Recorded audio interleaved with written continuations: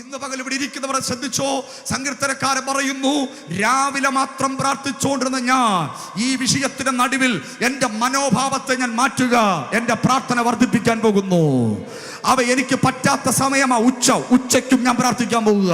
എനിക്ക് ബുദ്ധിമുട്ടുള്ള സമയമാ വൈകിട്ട്, അതിന് ഞാൻ പ്രാർത്ഥിക്കാൻ പോകുക. ഇന്ന് പകൽ ഇവിടെ ഇരിക്കുന്നവരോട് ഞാൻ പറയുന്നു, പ്രാർത്ഥനയുടെ സാധ്യതയുടെ ആഴത്തെ ജീവിതത്തിൽ അനുഭവിച്ചറിയാൻ കഴിയാതെ പോയിട്ടുണ്ടെങ്കിൽ ഇന്ന് പകൽ ചിറക് വെച്ച് പറന്നു മാറുന്നതല്ല വിടുതൽ എന്ന് പറയുന്നത്. ശത്രുവിന്റെ സംഹാരമല്ല വിടുതൽ എന്ന് പറയുന്നത്. സ്തോത്രം.